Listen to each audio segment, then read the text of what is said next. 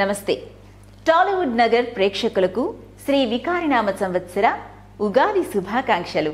ఉగాది ఈ పేరు చెప్పగానే ముందుగా గుర్తుకు వచ్చేది మన తెలుగు పండుగ అని. ఉగాది నుండే తెలుగు సంవత్సరం మొదలవుతుంది కాబట్టి ఇది తెలుగువారి మొట్టమొదటి పండుగ. తెలుగువారు చాంద్రమానాన్ని అనుసరిస్తారు కనుక ప్రతి సంవత్సరం చైత్ర మాసంలో గల పక్షంలో పాడ్యమి తిథి నాడు ఈ ఉగాది పండుగను జరుపుకుంటారు. నిర్ణయ సింధు ధర్మ సింధులలో దీనికి సంబంధించిన ప్రమాణాలు కనిపిస్తున్నాయి.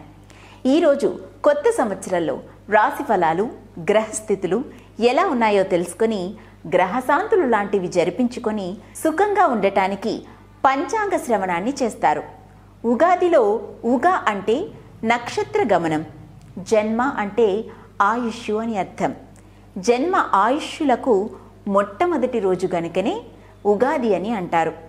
మండు వేసవిలో వచ్చే ఈ పండుగ రోజున ఓ మంచి పని చేయటం వల్ల మేలు జరుగుతుందంటారు మన పెద్దలు. తెలుగు సంవత్సరాలకు ప్రత్యేకంగా 60 పేర్లున్నాయి. ఆయా పేర్లను బట్టి ఫలితాలు ఎలా ఉంటాయో ఊహించి చెప్పవచ్చు. అలాగే ప్రభావంతో మొదలై అక్షయతో ముగిస్తే ఒక ఆవృతం పూర్తయినట్లు. మళ్ళీ తిరిగి ప్రభవతో ఆరంభమవుతుంది. ఈ పేర్ల వెనుక భిన్న వాదనలు ఉన్నాయి. ఓ పురాణ కథనం ప్రకారం శ్రీకృష్ణుడు 16,100 మంది భార్యలతో నందీపని అనే రాజకుమారికి 60 మంది సంతానం. వారి నామాలనే తెలుగు సంవత్సరాలకు పెట్టారని అంటారు. నారదుడి పిల్లల పేర్లు వీటికి పెట్టారనే మరో కథ కూడా ప్రాచుర్యంలో ఉంది. దక్షుడు కుమార్తెల పేర్లు కూడా ఇవేనని చెప్తారు. అందుచేత ఈ ఉగాది పర్వ శుభదినాన అందరూ ప్రాతకాలమున నిద్రలేచి అభ్యంగ స్నానమాచరించి నూతన వస్త్రములు ధరించి మంగళప్రదమైన మావిడాకులు, రంగవల్లికలు ముంగిట అలంకరించుకుని వసంతలక్ష్మిని స్వాగతిస్తూ షడ్రుచులతో సమ్మళితమైన ఉగాది ప్రసాదాన్ని పంచాంగానికి, సంవత్సర దేవతకు నివేదనచే తమ తమ భావజీవితాలు మృదు మధురంగా సాగించాలని ఆకాంక్షిస్తూ ఉగాది పచ్చడి స్వీకరిస్తూ ఉంటారు. ఈ ఉగాది పచ్చడిని వైద్యపరంగా పరిశీలిస్తే ఇది వ్యాధి నిరోధక శక్తిని ఇస్తుందని కూడా చెప్తారు. ఈ ఉగాది పచ్చడిలోని షడ్రుచులలోని తీపి, చేదులో మానవ మనుగడలకు ప్రతీకలై నిలుస్తూ ఉంటాయని అంటుంటారు.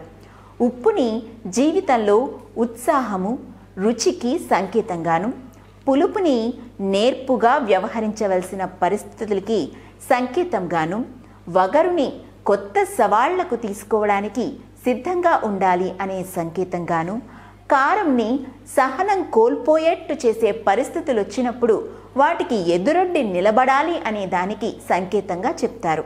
ఇలా షడ్రుచులతో చేసిన ఉగాది పచ్చడిని తీసుకోవటం మంచిదని చెప్తారు. ఇకపోతే పల్లెల్లో రైతులు ఉగాది రోజున అక్కడి దేవాలయం వద్ద అంతా చేరి పురోహితుడిని రప్పించి తమ వ్యవసాయానికి ఏ కార్తెలో వర్షం పడుతుంది, గ్రహణాలేమైనా ఉన్నాయా, ఏరువాక ఎప్పుడు సాగాలి వంటివన్నీ అడిగి తెలుసుకుంటారు. మనకు తెలుగు సంవత్సరాలు ప్రభవతో మొదలుపెట్టి అక్షయనామ సంవత్సరం వరకు గల 60 సంవత్సరములలో మానవులు తాము జన్మించిన నామ సంవత్సరాన్ని బట్టి, వారి జన్మాంతర సుకృతాలను బట్టి ఈ జీవితంలో ఒక్కసారో 2 సార్లో చూస్తుంటారు. అందువలనే వారు జన్మించిన 60 సంవత్సరములకు తిరిగి ఆ నామ సంవత్సరం వచ్చినట్టు అది ఒక పర్వదినంగా భావించి షష్ఠి పూర్తి ఉత్సవాన్ని ఎంతో వైభవోపేతంగా చేసుకుంటారు. ఉగాది ప్రాముఖ్యం చైత్రశుద్ధ పాడ్యమి రోజున బ్రహ్మ సృష్టిని నిర్మించటం ప్రారంభించారని నమ్ముతారు. మత్స్యావతారం ధరించిన విష్ణువు సోమకుని సంహరించి వేదాలను బ్రహ్మకప్పగించిన సందర్భంగా ఉగాది ఆచరణలలోకి వచ్చెనని పురాణ ప్రతీతి. బ్రహ్మదేవుడు ఈ జగత్తును చైత్రమాస శుక్లపక్ష ప్రథమ దినాన సూర్యోదయ వేళ సమగ్రంగా సృష్టించాడంటారు. అంటే కాలగణాన్ని, గ్రహ, నక్షత్ర, ఋతు, మాస, వర్షాదికులను బ్రహ్మదేవుడు ఈనాడు ప్రవర్తింపచేస్తాడన్నది పెద్దల భావన. అంతేకాదు వసంత ఋతువు కూడా అప్పుడే మొదలవుతుంది. అందుకే కొత్త జీవితానికి నాందికి గుర్తుగా ఉగాది పండుగను జరుపుకుంటారు. శాలివాహనుడు పట్టాభిషిక్తుడైన దినం కారణంగా ఈ పండుగ ప్రాశస్త్యంలోకి వచ్చిందని మరొక కథ కూడా ప్రచారంలో ఉంది.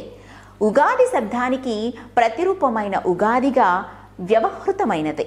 ఒక్క తెలుగు సాంప్రదాయంలోనే కాక మరాఠీలు గుడి పడ్బాగాను, తమిళులు ఉత్తాండు అనే పేరుతో, మలయాళీలు విషు అనే పేరుతో, సిక్కులు వైశాఖిగాను, బెంగాలీలు పోయల్ బైశాఖ్ గాను జరుపుకుంటారు. మీ అందరికీ కూడా శ్రీ వికారినామ సంవత్సరం ఎంతో బాగుండాలని, సుఖ సంతోషాలు, ఆయురారోగ్యాలు, అష్టైశ్వర్యాలతో మీరు వర్ధిల్లాలని ఆకాంక్షిస్తూ నమస్కారం. If you like the video, please like us and subscribe Tollywood Nagar.